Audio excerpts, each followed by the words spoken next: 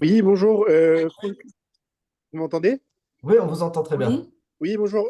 Franck Krief, le fils d'Alain Krief, qui vient d'être élu au Rotary, au district, au Rotary France-Israël. Ah, bonsoir Franck, j'ai eu votre papa au téléphone il y a quelques heures.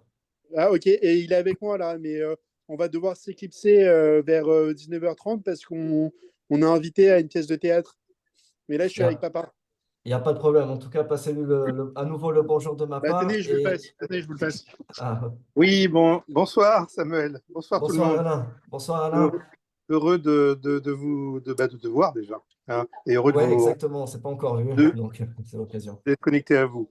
Voilà. Bah, écoute, je vous repasse Francky et à très très vite pour plein de choses Bah, et juste, tu as 2 petites minutes, même oui, pas une petite minute pour bien pour sûr. te présenter et qu'est-ce que tu fais, qu'est-ce que tu aimerais faire aussi entre la France et Israël.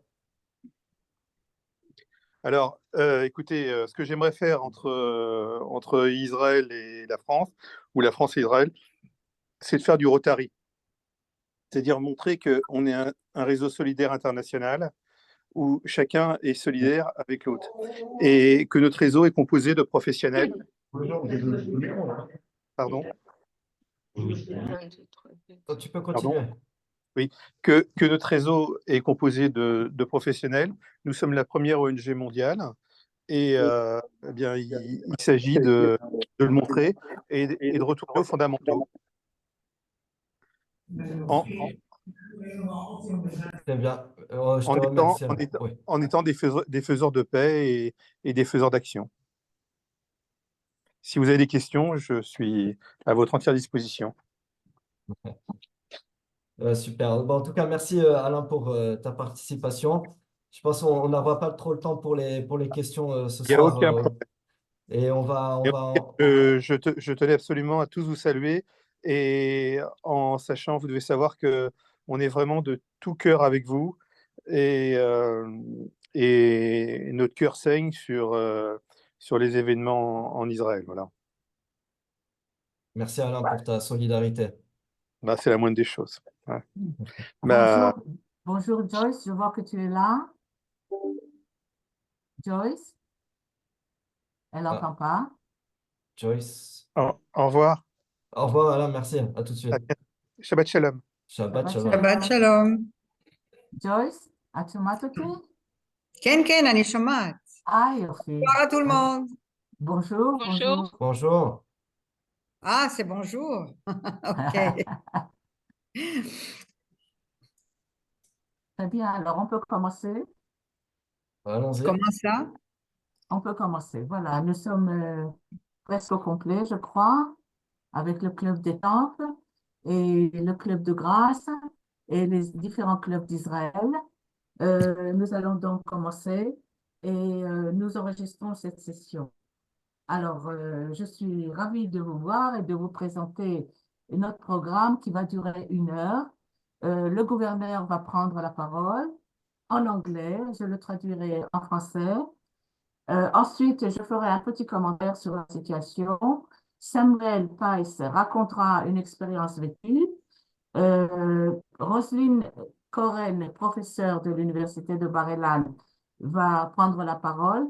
Et pour terminer, nous aurons une session de questions-réponses. Alors, préparez vos questions. Si vous avez des questions qui ne sont pas politiques, nous ne faisons pas de la politique. Hein? Voilà. Alors, אדוני הנגיד, בשיר נוסר בבקשה. Hello? Ken. כן, Good יופי. evening. Good evening. אז So, אני אתרגם אותך לצרפתית. בסדר. כן, כן, אוקיי. אוקיי. אז אני אקרא ואת תתרגמי, כן? כן, בדיוק. אוקיי, בסדר. אוקיי. Dear French fellow Rotarians, I'm very happy to meet you all this evening by Zoom application, but it would have been better and nicer if we could meet frontally in better circumstances. Je Tova? suis très heureux de vous retrouver tous ce soir par application Zoom, mais cela aurait été plus sympa si nous pouvions nous rencontrer frontalement et dans de meilleures circonstances. This meeting proves that the Rotary let people meet together all over the world on humanitarian basis, leaving all the differences outside the room. Cette réunion prouve que le Rotary permet aux gens de se réunir partout dans le monde sur des bases humanitaires, laissant toutes les différences hors de la salle. Well, let me please first introduce myself. Sorry. Okay. Laissez-moi d'abord me présenter. Yeah. My name is Bashir Nusser. I am a Christian Arab from Nazareth, the city of the Annunciation of Jesus Christ, a certified public accountant, and have an office in Nazareth. Je m'appelle Bashir Nosser, un arabe chrétien de Nazareth, la ville de l'Annonciation de Jésus-Christ. A certified public accountant and have an office in Nazareth. Je suis expert comptable et j'ai un bureau à Nazareth. Okay. Married for the last 32 years to Randa, manager of a family business of foodstuff trade and distribution in Haifa. Mariée depuis 32 ans à Randa, directrice d'une entreprise familiale de commerce, de produits alimentaires et de distribution à Haïfa. Yeah, we have two daughters. Nada is a computer engineer and she works in Facebook. Nous avons 2 filles. Nada est ingénieure informatique et travaille chez Facebook. And Muna finished her studies in economics and accountancy in Haifa University and started to work at last week in KPMG, one of the big 4 international firms in accountancy.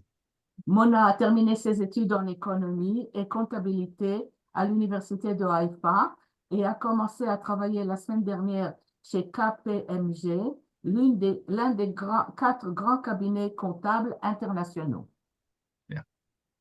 Well, as you know, or as you all know, the life in Israel changed suddenly in the morning of October 7th. The southern part of Israel woke up on the sounds of bombing and sirens.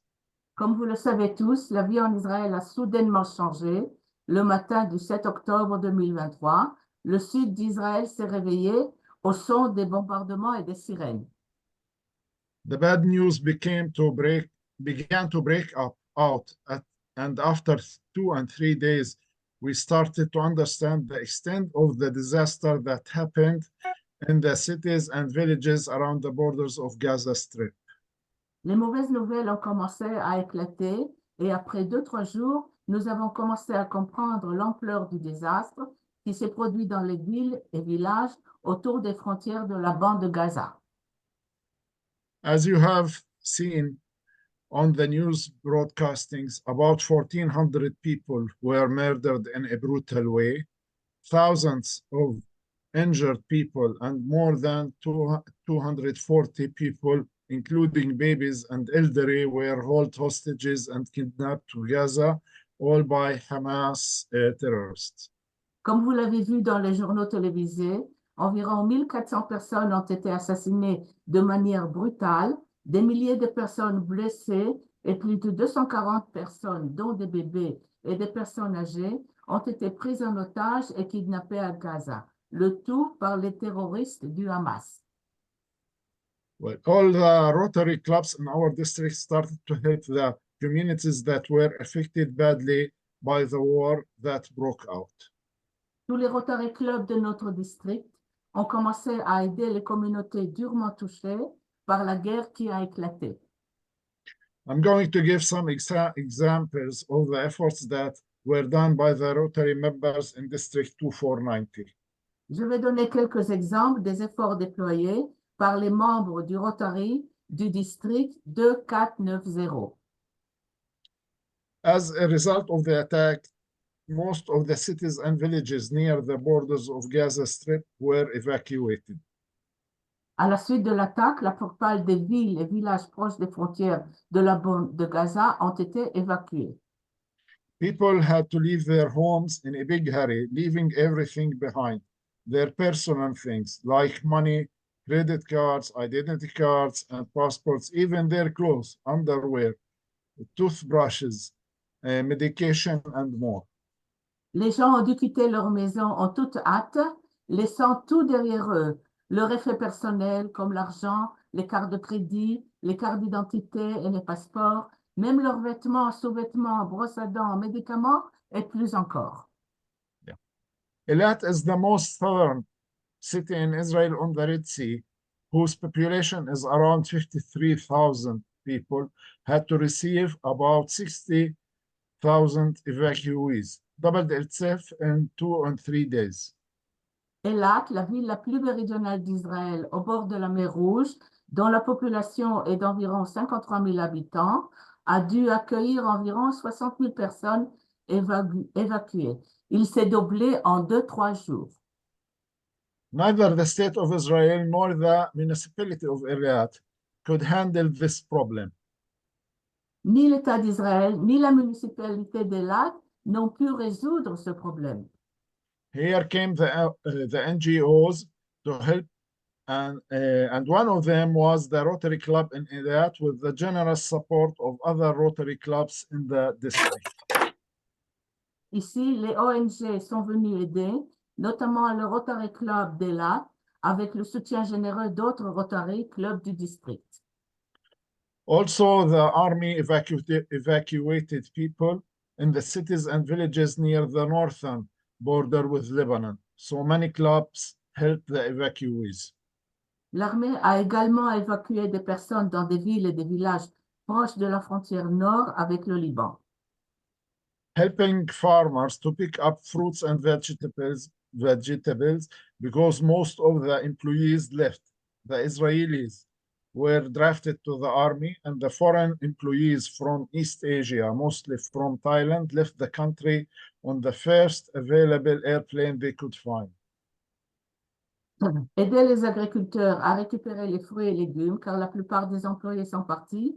Les Israéliens ont été enrôlés dans l'armée et les employés étrangers d'Asie de l'Est, principalement les Thaïlandais, ont quitté le pays à bord du premier avion disponible qu'ils ont pu trouver. Because of the mass number of injured people, there was lack of blood for transfusion. Number of clubs arranged blood donations events asking people to donate so the gap will be closed. En raison de grand nombre de blessés, il y avait un manque de sang pour les transfusions. De nombreux clubs ont organisé des événements de dons de sang, invitant les gens à venir faire un don afin de combler l'écart.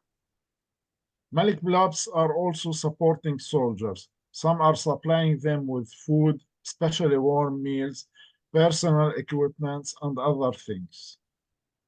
De nombreux clubs soutiennent également les soldats. Certains leur fournissent de la nourriture, notamment des repas chauds, du matériel personnel, etc. Because of the brutal attack and the evacuation after that, many people were traumatized and they are suffering post-trauma effects and anxiety. En raison de l'attaque brutale et de l'évacuation qui a suivi, de nombreuses personnes ont été traumatisées et souffrent de séquelles post-traumatiques et d'anxiété. They need badly mental treatments, some for short time and some for long time. Ils ont cruellement besoin de traitements mentaux, certains pour une courte période, d'autres pour une longue période. I'll not exaggerate if I say that the 10 million population of Israel are suffering anxiety. Vous n'exagérerez pas si je dis que les 10 millions d'habitants d'Israël souffrent d'anxiété. The simplest example is to hear the sirens and to run to the safe room or shelter. It's very hard for people who were attacked in their homes, people whose homes were demolished, people who lost their beloved ones, like family members or friends, people who were physically injured and suffering pain and have to go through very hard rehabilitation. L'exemple le plus simple est d'entendre les sirènes et de courir vers la pièce sécurisée ou l'abri. C'est très dur pour les personnes qui ont été attaquées dans leur maison, pour les personnes dont la maison a été démolie, pour les personnes qui ont perdu des êtres chers, comme des membres de leur famille ou des amis, pour les personnes qui ont été physiquement blessées et qui souffrent et qui doivent suivre une rééducation très dure. For that reason, I decided to support mental treatment for people who need that. And for that cause, I'm working on an application for global grant to the Rotary Foundation. C'est pour cette raison que j'ai décidé de soutenir le traitement mental des personnes qui en ont besoin. Et c'est pour cette raison que je travaille sur une demande de subvention mondiale à la Fondation Rotary.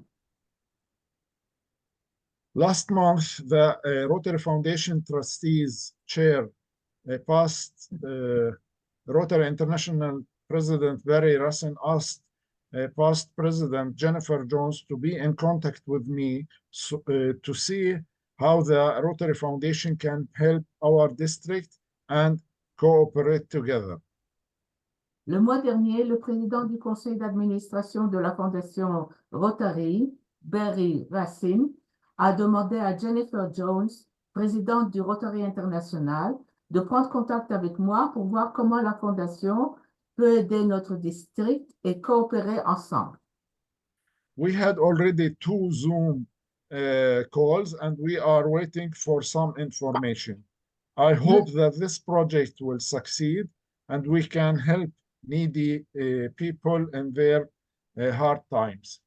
Nous avons déjà eu 2 appels Zoom et nous attendons quelques informations. J'espère que ce projet réussira et que nous pourrons aider les personnes dans le besoin dans leurs moments difficiles. Thank you for inviting me to this meeting and I hope to see you soon in person. Merci de m'avoir invité à cette réunion et j'espère vous voir bientôt en personne. Thank you.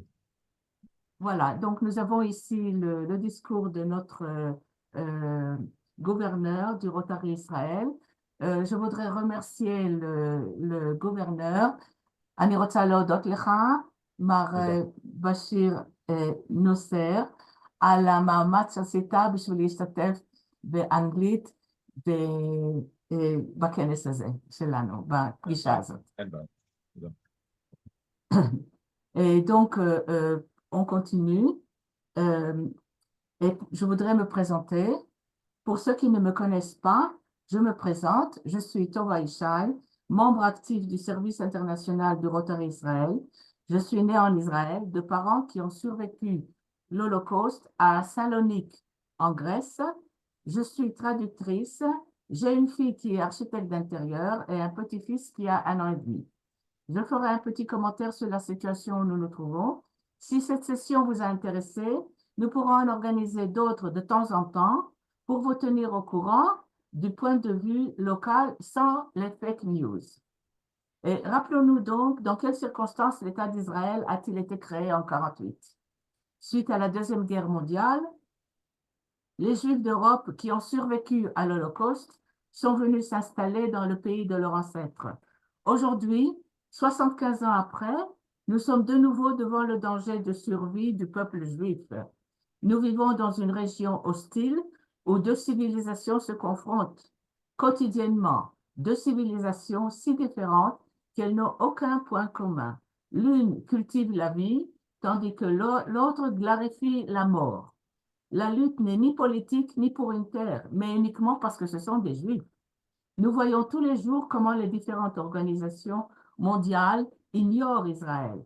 Le monde se tait, ignore volontairement les faits ou les modifie. Aussi bien les différentes associations de femmes, d'enfants, de médecins, y compris la Croix-Rouge qui se dit neutre. Nous assistons à une diabolisation d'Israël et une victimisation des agresseurs contre Israël, qui en fait en est la victime. Des victimes que le monde a transformées en agresseurs. Le massacre du 7 octobre nous le confirme. Comment les terroristes du Hamas ont traité les citoyens israéliens, leur hurlement de joie quand les habitants du kibbutz ont été mutilés, décapités, démembrés, brûlés vifs et j'en passe. Sans tenir compte si ce sont des guerriers ou des femmes, enfants, personnes âgées, le monde reste indifférent devant les faits. Nous pouvons constater qu'il y a ici 2 poids, 2 mesures et le danger de survie d'Israël et des Juifs du monde entier est en train de se transformer d'un conflit régional en un conflit mondial. Maintenant, Israël a une armée pour nous défendre et maintenir notre droit de vie. Voyez cette image qui illustre bien la pensée du Hamas. Sur ce, je passe la parole à Samuel Pais, président du CIP Israël-France et membre du Rotary Club de Tel Aviv. Il va nous faire part d'une expérience personnelle et pendant cette période de tension locale. Samuel.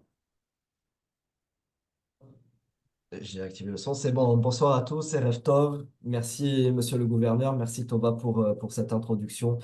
J'aimerais vous parler d'une expérience personnelle.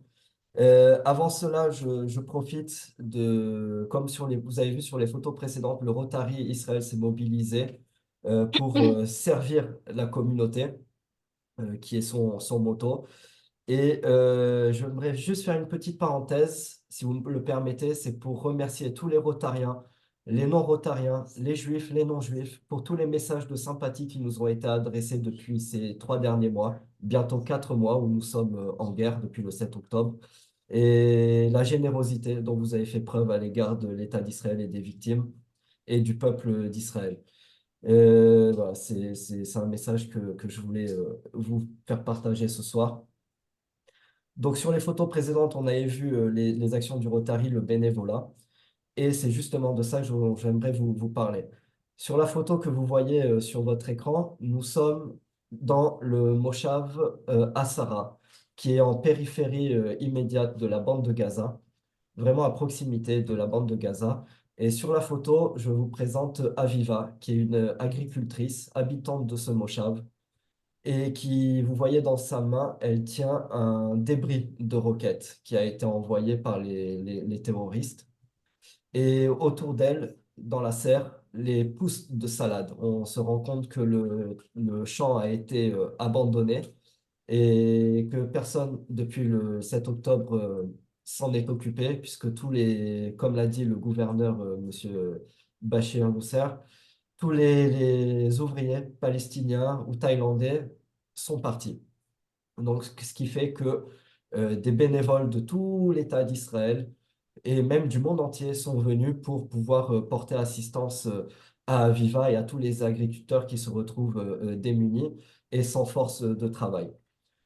Pour la petite histoire, Aviva est une rescapée du 7 octobre, du pogrom du 7 octobre.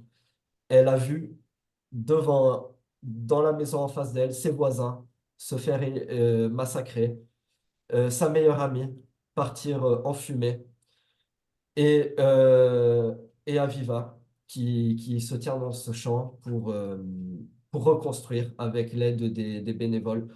Voilà, et ce message-là que je voulais vous faire passer ce soir, c'est que malgré toutes les atrocités que ces gens ont subies, que l'État d'Israël, que nous avons subies, les gens se tiennent debout. 31 participants quand même. Hein.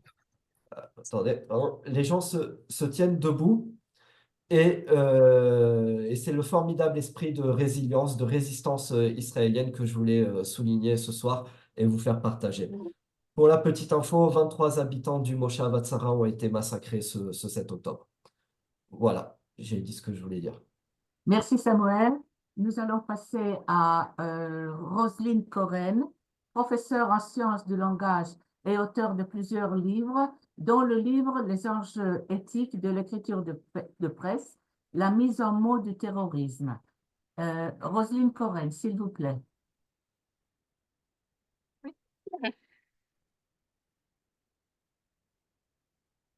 Bonsoir.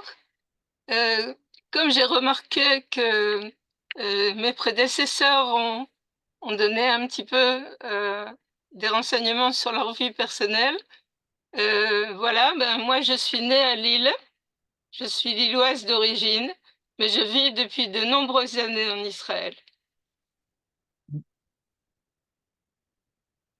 Donc bonjour. Quelques mots rapides au sujet de ma conception du langage, de l'argumentation et de l'engagement éthique du chercheur que je mets en pratique dans mes travaux de recherche et dans ma vie sociale. Ces conceptions constitue la musique de fond de tout ce que je vais vous dire sur les actes de parole qui ont servi avant et servent toujours encore après le 7 octobre à désigner l'État d'Israël, à le discréditer et donc à en donner une représentation dévalorisante. Les mots dont je veux parler avec vous ce soir sont apartheid, colonialisme, terrorisme, nazification, État nazi. Le langage n'est pas le miroir de la réalité. C'est une forme symbolique très puissante. Il ne peut donc pas exister d'objectivité absolue. On peut soit faire part de ces prises de position, les justifier, ou choisir de donner à ce que l'on dit les apparences d'une évidence irréfutable. Le langage n'est pas un simple moyen d'expression, mais j'insiste beaucoup là-dessus, un véritable mode de vie social, et donc de relation avec les autres.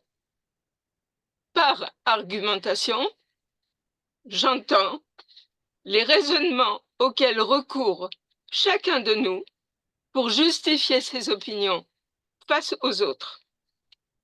De ces justifications dépend la rationalisation de nos positions dans les discussions privées ou publiques. Si les autres y adhèrent, la rationalisation aboutit. S'ils n'y adhèrent pas, il faut remettre ces justifications sur notre métier de langage. Si l'autre refuse d'en débattre avec l'un ou le tiers, il n'y a plus de contact et des discours de haine intolérants se substituent au dialogue. L'autre est alors une cible à convertir de gré ou de force. La notion d'opinion n'est pas, à mes yeux, synonyme de subjectivité irrationnelle et partisane. Nous sommes parfaitement capables d'expliquer et de justifier nos opinions, et même nos émotions comme l'indignation, et d'en débattre rationnellement avec les autres. Le contexte culturel, socio-historique et politique des opinions remplit des fonctions essentielles dans leur interprétation et leur justification. Quant à mon engagement en tant que chercheur en sciences du langage, cela fait de nombreuses années que je défends et revendique le droit d'utiliser un savoir scientifique durement acquis pour le mettre au service d'un engagement éthique et non pas militant. Ce que je vais donc vous présenter n'est en aucun cas de la propagande militante, mais une approche argumentative, verbale, du poids des mots, de leurs enjeux éthiques et de quelques stratégies argumentatives poursuivant, consciemment ou non, le but de manipuler, de tromper l'opinion publique et de la convertir à des idéologies persuadées de détenir le monopole de la vérité grand V. Le mot-clé de ma présentation est donc responsabilité. Responsabilité de ce que l'on dit, responsabilité de l'individu, responsabilité de la collectivité quant au choix des mots et de la fonction à leur accorder dans les discussions ou les débats privés ou publics nationaux ou internationaux les plus intègres possibles. Je vais donc vous présenter quelques études de cas. Mon premier exemple type est l'assimilation du régime politique d'Israël à celui d'apartheid. Je commence à dessein par citer la définition de cette qualification mise par Google en tête de toutes les références. Système d'oppression et de domination d'un groupe racial sur un autre, institutionnalisé à travers des lois, des politiques et des pratiques discriminatoires. Par ailleurs, le crime d'apartheid suppose la commission d'actes inhumains dans l'intention de maintenir cette domination. Le petit Robert, excellent dictionnaire, ajoute « Régime de ségrégation systématique qui existait en Afrique du Sud entre blancs et noirs, aboli en 1991. Synonyme, discrimination, ghettoisation et ségrégation. Quant à Amnesty International, pour caractériser un système d'apartheid, il faut, est-il écrit, notamment établir 3 critères principaux. Un système d'oppression et de domination d'un groupe racial sur un autre, un ou des actes inhumains tels que transfert forcé de population, torture et meurtre. Une intention de maintenir la domination d'un groupe racial, le mot race ici revient tout le temps, sur un autre. Mon analyse critique, après ces définitions de dictionnaire, consiste tout d'abord à évoquer les réalités concrètes suivantes. Les citoyens arabes, musulmans, chrétiens, les citoyens druzes d'Israël ont la carte d'identité israélienne et sont des citoyens à part entière. Ils constituent 25% de la population d'Israël. Nos concitoyens arabes et druzes occupent des postes de médecins, d'infirmiers, de pharmaciens, des postes de juges dans les tribunaux. Il y a même eu un juge arabe à la Cour suprême de justice à Jérusalem. Ils occupent aussi des postes de confiance dans les banques.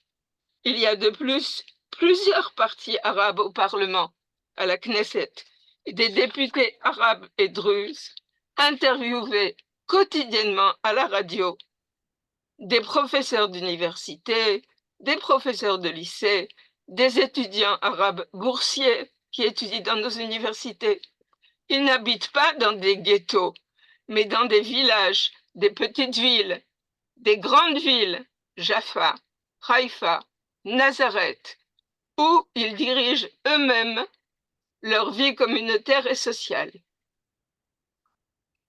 Seule différence, les citoyens arabes ne sont pas obligés de faire le service militaire, sauf s'ils souhaitent et se portent volontaires. Les druzes vont à l'armée et les officiers druzes y sont nombreux et particulièrement estimés et respectés en Israël. L'arabe est enseigné dans les universités, dans les lycées, les panneaux de signalisation et les sites administratifs. Google, et ma liste n'est pas complète, sont en hébreu, en arabe et en anglais. Quant à l'autorité palestinienne de Gaza et de Cisjordanie, ces deux entités sont indépendantes politiquement depuis 2005 et ont leur propre vie sociale et politique. Or, l'apartheid est une politique raciste dont souffre une partie des citoyens dans un unique pays. Le nom d'apartheid ne peut donc pas davantage qualifier les relations entre ces deux entités politiques et l'État d'Israël. On est donc en droit de se demander pourquoi la qualification de régime d'apartheid est-elle actuellement présentée comme un fait objectif et irréfutable et répété sans fin dans les réseaux sociaux, les débats publics et même dans de nombreuses tribunes dans les journaux français nationaux. Comment un tel travestissement de réalité visible, un tel et tangible, est-il devenu ce qu'une collaboratrice de Donald Trump avait appelé une vérité alternative, comme s'il pouvait exister une vérité grand V et une vérité alternative. Je vais vous proposer maintenant une hypothèse explicative en 5 étapes qui sont liées à l'intégration de l'argumentation dans le système du langage.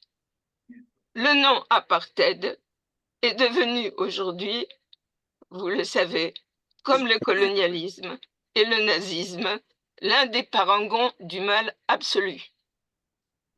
Première étape, l'individu ou la collectivité voulant discréditer, délégitimer Israël effectue une analogie, un raisonnement par analogie, du type les Israéliens sont aux Arabes, Palestiniens, Israéliens ou aux Palestiniens en général, comme les dirigeants racistes, criminels d'Afrique du Sud le furent pour les Noirs, soit leurs bourreaux. Seconde étape, on glisse, c'est-à-dire cette personne hostile glisse sans le dire explicitement d'une similitude ponctuelle à une assimilation totale, ce qui est contraire aux règles du raisonnement par analogie, qui est un raisonnement qui sert à découvrir, à réfléchir. Et les règles de l'analogie sont ainsi transgressées. Troisième étape, Israël et l'Afrique du Sud, au temps de l'apartheid, c'est la même chose. Quatrième étape, on transforme, on déguise ainsi Israël, on le travestit en parangon du mal absolu. Cela s'appelle dans les traités d'argumentation, ça porte un nom scientifique, l'argument de l'homme de paille, c'est-à-dire de l'épouvantail. En anglais, le straw man. Et tout à l'heure, Tova vous parlait de diabolisation, eh bien, c'est ce qu'on peut appeler la diabolisation. Cinquième et dernière étape, et c'est ça qui est encore plus grave, si Israël est assimilable à ce parangon du mal absolu, il est légitime et permis d'inciter à le haïr et de pouvoir le faire impunément. Cela permet de s'exonérer de la responsabilité des conséquences de telles déclarations.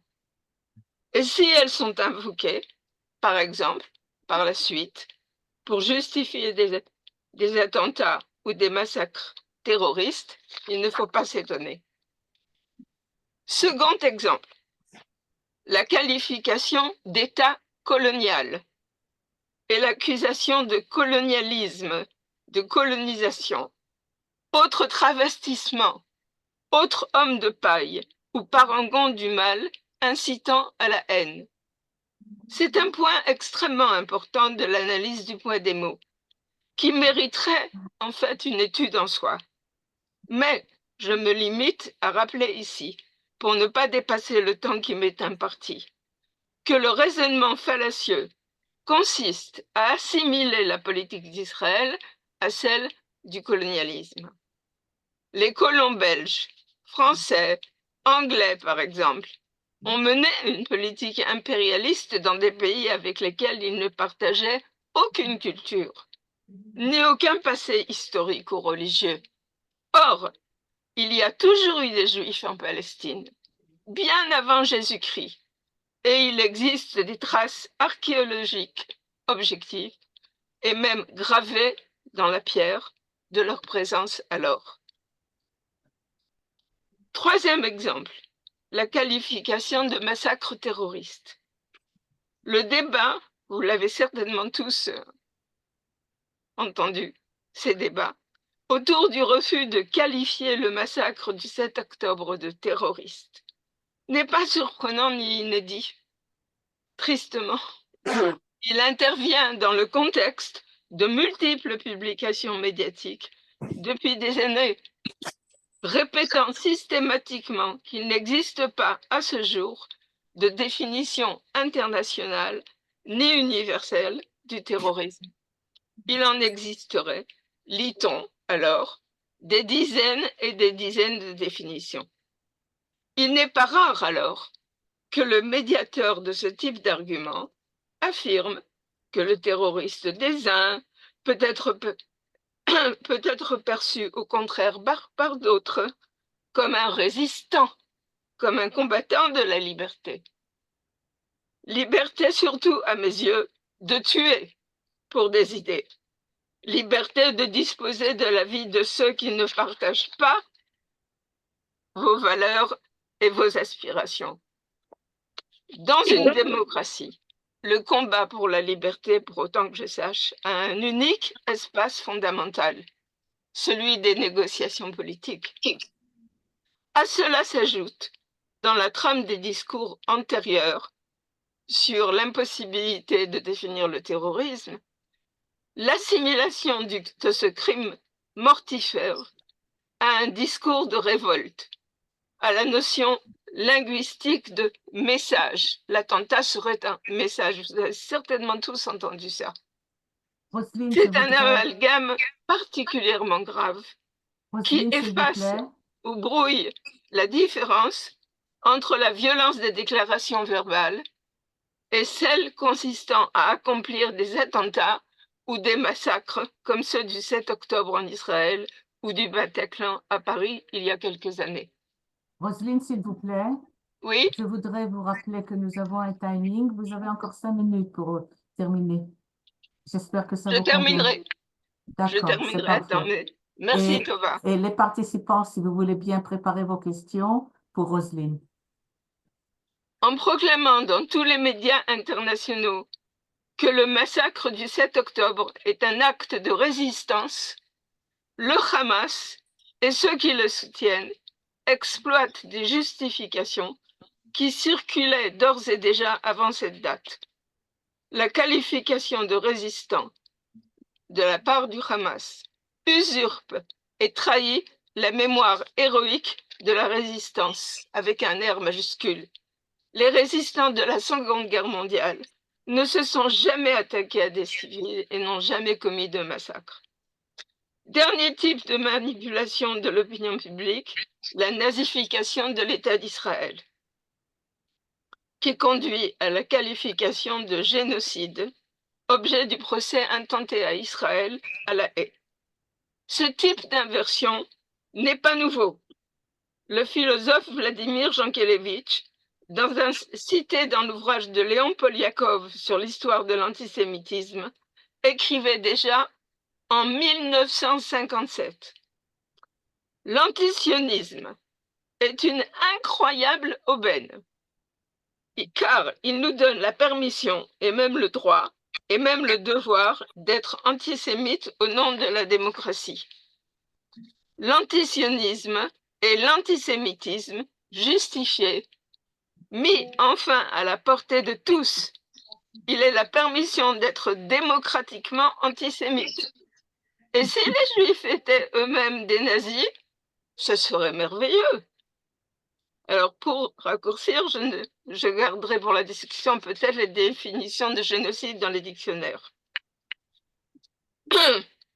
Et je vous donne juste une remarque que j'ai trouvée très éloquente dans un post sur Instagram. En 1933, il y avait 9,5 millions de Juifs. Après la Shoah, en 1945, 3,5 millions de Juifs. Et l'auteur de ce post de conclure, ça c'est un génocide. Dans un cas, comme dans les précédents, dans ce cas, comme dans les précédents, c'est-à-dire en représentant l'État d'Israël comme un État nazi, en inversant, travestir Israël en État nazi, c'est un coup de force politique que le journal Libération avait déjà effectué et qualifié dans un éditorial de 1982 de révolution copernicienne. L'éditorialiste y traçait, par allusions successives, le portrait d'Israël en État nazi. Je conclus.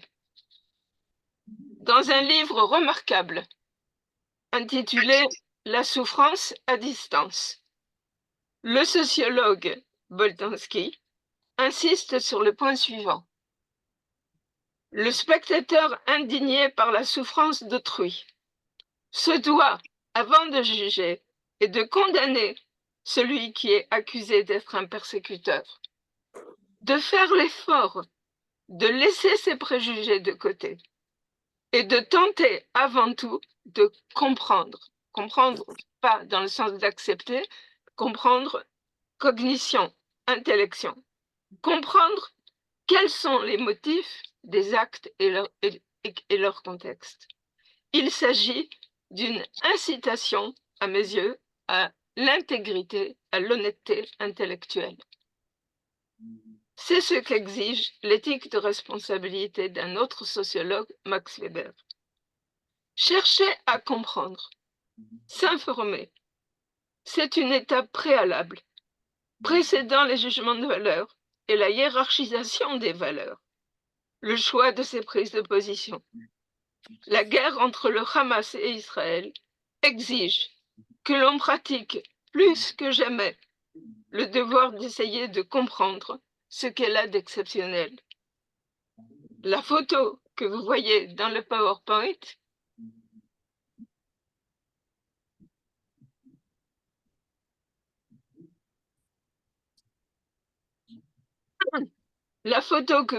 devant vous dans le PowerPoint représente une famille classique de 2 parents et de 3 enfants. Ils ont été assassinés chez eux, dans leur lit, un jour de fête, à 6 heures du matin. Ce sont des civils sans défense. Le combat que mène Israël n'est ni raciste, ni colonialiste, ni nazi. C'est le combat existentiel d'un pays qui se bat pour continuer à exister et assurer un avenir vivable à ces jeunes générations, face à un ennemi qui ne reconnaît pas son droit à l'existence, ni même son existence. Je vous remercie de votre attention. Merci beaucoup, Roselyne Cohen. C'était très intéressant. Nous voudrions voir aussi l'adresse mail de Roselyne Cohen pour ceux qui auront éventuellement des questions à lui poser ou à lui écrire. Voilà, c'est son mail, Roselyne Cohen, BIU, de l'Université de Bar-Ilan en Israël. Vous pouvez lui écrire et elle vous répondra, bien entendu. Nous allons essayer de procéder aux questions. Si vous avez des questions à poser à Roselyne, elle se fera un plaisir de vous répondre. Est-ce qu'il y a des questions? Bon, je vais peut-être commencer avec une question que j'ai préparée. Voilà. Alors, je voudrais, de point de vue linguistique, il y a une manifestation, il y a eu une manifestation à Londres où les manifestants ont crié From the river to the sea, Palestine must be free. De la rivière à la mer, Palestine doit être libre. Et en fait, l'intervieweur a posé la question à ces manifestants. De quelle rivière est-ce qu'il s'agit? Vous connaissez? De quelle mer est-ce qu'il est question? Vous connaissez? Et qu'est-ce qu'il veut dire avec cette phrase, de la rivière à la mer? Eh bien, toutes les personnes à qui on a posé ces questions n'avaient pas de réponse. Ils n'avaient pas de réponse. Ils ne savaient pas ni de quelle mer il est question, ni de quelle rivière il est question, et encore moins le sens et la signification réelle de cette phrase. Donc, nous assistons ici à un slogan qui a été extrêmement fort et très poussé et qui a très bien pris. Et en fait, ceux qui l'utilisent ne savent pas ce qu'il veut dire. Comment est-ce qu'on peut arriver à trouver une solution à ce genre de problème qui, de point de vue langue, donne un poids linguistique inimaginable à quelque chose qu'on ne comprend pas? Bien. Alors, d'abord, il y a 2 choses que je voudrais dire. le fait qu'ils ne sachent pas de quel fleuve il s'agit, ni d'ailleurs toujours de quelle mer, prouve que l'ignorance et la haine font bon ménage. On se sert d'un slogan pour crier sa haine. Deuxièmement, je vais vous répondre effectivement en linguiste. Dans le système de langage, il y a, je prendrai une métaphore qui est la métaphore de l'iceberg. Alors, le langage que nous entendons et ce slogan que vous entendez, c'est la partie de l'iceberg qui est au-dessus de la surface de l'eau. Et en dessous de la surface de l'eau, il y a ce qu'une linguiste d'ailleurs de Lyon a définitivement expliqué de façon absolument extraordinaire, c'est l'implicite, c'est-à-dire le non-dit. Et tout le monde comprend bien que en dessous du niveau de la mer, dans la structure de l'implicite, du non-dit, mais vous voyez bien que nous le comprenons. Cela signifie que on veut carrément effacer Israël de la carte. Il n'y a pas de place dans cet espace géopolitique pour notre pays. Bien. Je crois qu'il y a là des questions. Samuel, est-ce que vous voulez bien reprendre les questions qu'on vient de poser là? Oui, Edith Lévy, vous voulez intervenir? Oui, enfin, j'ai tapé ma question parce qu'effectivement, je suis tout à fait d'accord avec Tova et j'ai été très intéressée par ces mots que vous venez de mettre en lumière par rapport à la manière dont on qualifie Israël. Mais ce que je voudrais savoir, c'est, enfin, je ne pense pas qu'il y ait une baguette magique et je ne pense pas que vous aurez la réponse, mais j'essaie tout de même. Comment faire comprendre à tous ces gens qui sont, entre guillemets, à côté de la plaque, qu'ils n'ont pas le recul nécessaire, qu'ils n'ont pas les connaissances nécessaires pour donner des avis aussi faux, aussi disproportionnés par rapport à ce qu'ils disent. Est-ce que j'ai été claire? Oui, bien sûr. C'est effectivement extrêmement difficile. Et d'ailleurs, vous avez par exemple à l'Université libre de Bruxelles un groupe de recherche qui a fait une enquête et beaucoup publié sur le complotisme. Et c'est le même genre de question, c'est-à-dire comment peut-on résister au complotisme? Oui. Alors, je dirais la chose suivante. Ce n'est certainement pas, je n'ai pas de solution magique. Mais toute personne qui se pose ce genre de questions et qui se sent responsable et qui veut faire quelque chose, même si c'est une goutte d'eau dans la mer, peut le faire. Et par exemple, avec des collègues et avec des étudiants, nous avons un très très humble mesure. Il y en a même parmi nous qui n'avaient jamais, qui savaient même pas ce que c'était qu'Instagram. Et nous avons appris et nous avons créé un site d'Instagram. Et parce qu'on nous sommes rendu compte qu'en français, il y avait presque rien dans les réseaux sociaux et que la majorité de la résistance contre effectivement ces slogans se faisait en anglais. Donc nous travaillons jour et nuit à chercher des posts que nous traduisons de l'anglais en français et que nous postons. Et ça va certainement vous sembler rien du tout, surtout si vous connaissez le nombre de followers qu'il y a dans les sites de haine. Nous n'avons que 500 followers. Mais à notre humble échelle, nous faisons ce que nous pouvons.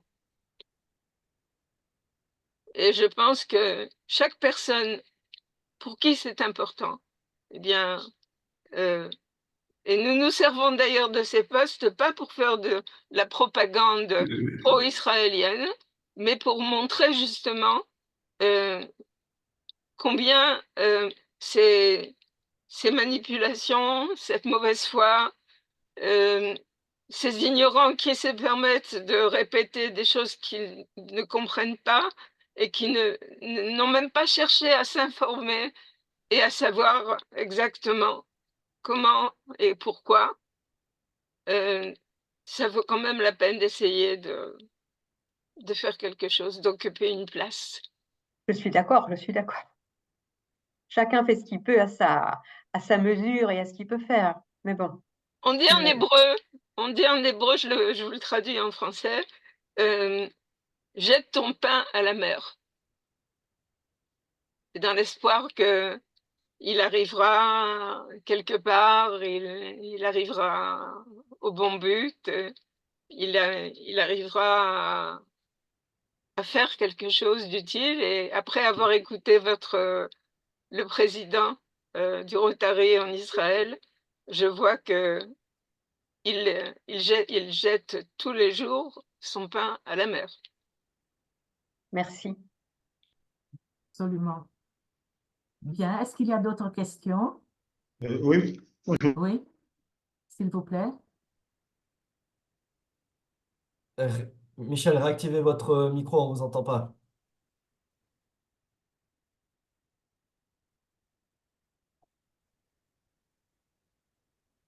Vous m'entendez? Oui, C'est bon? oui, Voilà. c'est bon. En fait, dans je dirais donc, quelque part, la déconstruction du discours hein, que vous faites, est-ce qu'en fait, elle n'est pas rendue extrêmement difficile aujourd'hui par le fait qu'il y a des images? Parce que depuis l'avenir, le massacre du 7 octobre, c'est une horreur absolue, mais depuis, chaque jour, c'est sédimenté par des images qui viennent effectivement des bombardements sur Gaza. Et aujourd'hui, en fait, est-ce que je dirais, tout ce discours de haine donc, hein, effectivement, qui est tenu, est-ce qu'en fait, aujourd'hui, il n'est pas très difficile de le combattre du fait que les images qui nous proviennent, en fait, justement, font oublier les massacres du 7 octobre? Est-ce que là, en fait, du coup, ce lien entre les images et le discours, en fait, il n'est pas très, pour vous, extrêmement difficile à résoudre, en tout cas, ou à combattre pour pouvoir justement déconstruire le langage comme vous le faites? Alors, je vais essayer de vous répondre. Quand je vois moi-même le soir en Israël, en tant qu'Israélienne, à la télévision, les images de certaines zones de Gaza, c'est-à-dire les maisons détruites, des routes détruites, etc., je n'éprouve pas de sentiment de joie. Bah, tant mieux. Je trouve ça tragique et regrettable, assurément. Seulement, et c'est vrai aussi bien dans le langage, dans l'analyse des discours, que dans la réalité. La question est le contexte. Pourquoi et comment on en est arrivé là? Et quand on regarde le contexte, il y a dans ce contexte et sur ce contexte beaucoup de choses à dire. Et je pense que vous êtes très bien informés en France, à la télévision, nous aussi, on est très bien informés. Et vous avez certainement vu des reportages de journalistes qui ne sont pas juifs et qui ne sont pas israéliens et qui ont montré qu'il y avait dans les maisons, en dessous des maisons, même dans des chambres d'enfants, Et des hôpitaux. et des couloirs souterrains, sous les hôpitaux, sous les écoles, et dans tous les endroits de la vie civile, il y avait des armes, des roquettes et des plaques qu'on pouvait soulever pour descendre dans les souterrains. Tout ça a été photographié et montré. Et de plus, toujours dans le contexte, nous n'avons pas déclaré la guerre à Gaza. Ce sont eux qui nous ont mis dans une situation où c'était ou se laisser égorger complètement ou résister et se battre, justement parce qu'il n'était plus possible d'accepter une chose pareille. Jamais dans aucune guerre, est-ce que vous connaissez dans l'histoire internationale une guerre où on a emmené en otage 250 civils, où on a assassiné des jeunes qui dansaient? C'est-à-dire, c'est tellement... nous avons compris pour la première fois, et nous avons compris que vraiment notre existence était en danger. Et le Hamas, en fait, n'a pas pour ses habitants, et je trouve ça terrible, le respect que nous avons ici pour nos habitants. S'il le voulait, il pourrait, au lieu de dépenser des milliards d'argent à acheter, à remplir Gaza d'armes, ils auraient pu faire un paradis pour leurs concitoyens. Et maintenant, alors que vraiment on pourrait s'asseoir autour d'une table, ils ne veulent pas parler avec nous. Ils ne reconnaissent pas notre existence. Vous avez entendu le slogan du Jourdain jusqu'à la Méditerranée. Et j'ai entendu des interviews en anglais où un des membres les plus importants de la partie politique du Hamas a dit que non seulement il ne reconnaîtra jamais l'existence d'Israël, le parti politique du Hamas, et que le massacre du 7 octobre, c'est le premier, et il y en aura encore une série jusqu'à ce qu'il pourra nous faire disparaître d'ici. Alors, je suis d'accord avec vous.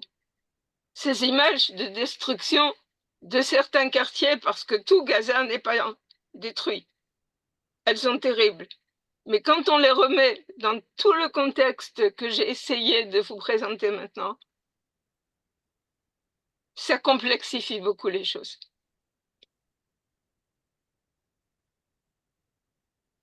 Merci beaucoup. Est-ce qu'il y a d'autres questions, s'il vous plaît? C'est pas une question, mais Oui. voilà.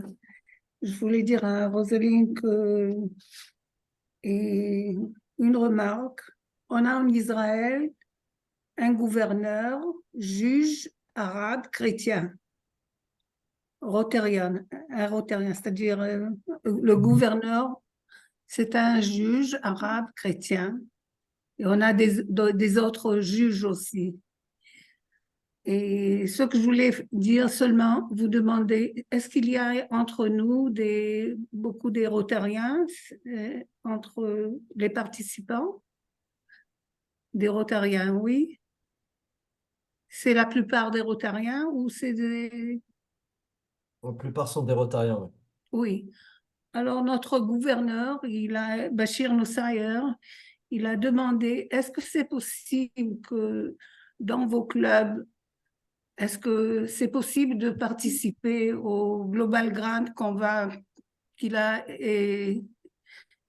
dit, pour le soin mental, pour donner une aide pour les blessés, les évacués et les réfugiés. Et est-ce que c'est possible qu'il y aura des participants à ce Global Grant qui a dit Bachir Nossair? Voilà ce que je voulais seulement dire. Si je peux me permettre, Ilana, Oui, oui, je pense que oui, c'est une oui. bonne initiative du gouverneur et tout le Rotary Israël la soutient. Euh, Juste, ce qu'on pourrait faire, c'est de récupérer des documents de Bachir qu'il a préparés à cet effet-là. Et Oui. après, je m'occupe avec Tova et d'autres personnes du ICC de le distribuer aux tous les membres qui sont là ce soir et au club de France qui Ok, pourraient soutenir cette initiative. Je pense que c'est une très très belle idée bien. et, et qui ferait beaucoup de bien aux personnes. Surtout Ok, que voilà, c'est des scènes de guerre, des horreurs qui ont été vécues, c'est des choses atroces, vraiment, dans les jeunes. Tout le monde a subi des atrocités.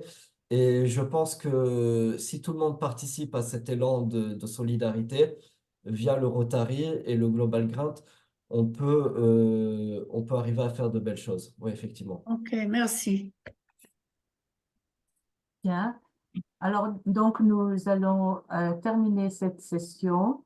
Je voudrais remercier vivement Roselyne Coren, le gouverneur qui a participé au début à notre session, Samuel qui nous a aidés dans tout ce qui concerne le technique et la participation de vous tous qui parlez français et que vous avez pu comprendre de quoi il est question. Et donc, j'essaie de voir si ce genre de session vous intéresse et éventuellement, on pourra en faire une autre de temps en temps quand il y aura des choses nouvelles qui vont se créer.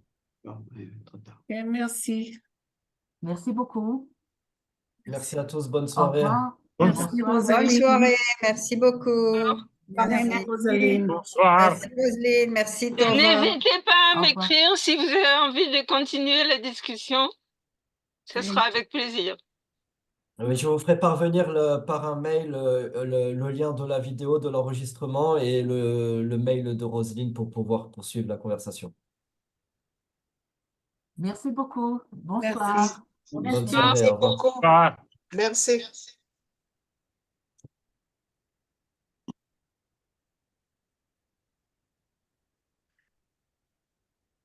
Oui.